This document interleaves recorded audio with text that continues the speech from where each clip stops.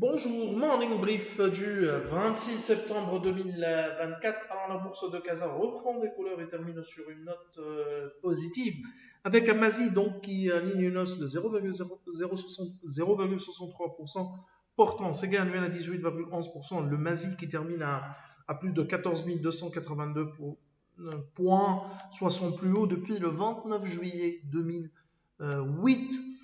Dans des volumes qui sont en repli par rapport à la veille, mais reste soutenu avec un volume de plus de 286 millions de dirhams échangés sur le marché central, où Tijari Wafel Bank était le titre le plus actif avec un volume de 120 millions, de 119 000 dirhams. Acdital était également parmi les titres les plus actifs avec un volume de 52 millions, 299 000 dirhams et 19 530 000 dirhams échangés sur Taqa Morocco qui était parmi les titres les plus actifs. Pour ce qui est des principaux écarts de la journée, on a un Stroke Industrie qui monte de 9,99%, Salafine avance de 5,98%, Taqa Morocco prend 4,92%, Involis qui a aligné une hausse de 4,57% et Acdital qui gagne 4,53%.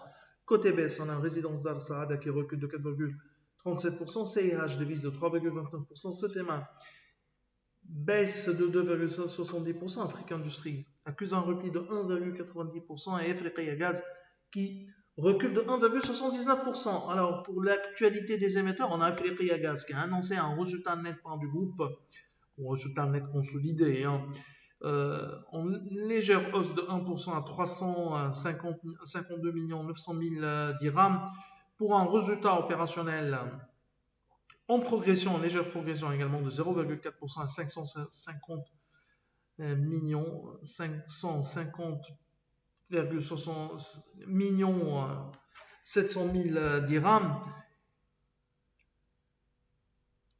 Pour rappel, le chiffre d'affaires avait accusé un repli au premier semestre 2024, avait accusé un repli de 4% à 4 milliards 253 millions de dirhams. Notre modèle sera actualisé dans les prochains jours. On a également CIH qui a annoncé un résultat net part du groupe en progression de 7,1% à 442 millions 137 000 dirhams. En résultat en hausse de 7% suite à l'amélioration des revenus de 5,15% à 2 milliards 333 millions de dirhams. Mais il y a eu une augmentation des charges opérationnelles plus 11,3% à 1 milliard 27 millions de dirhams, incluant également les dotations aux amortissements. Le coût du risque a légèrement augmenté à 517 millions de dirhams, un niveau qui ressort stable par rapport à l'année dernière pour ce qui est de l'absorption du PNB à 22%. Le retrait de l'impôt a partiellement reconforté la capacité bénéficiaire de la banque. Ces réalisations sont toutefois inférieures à nos anticipations.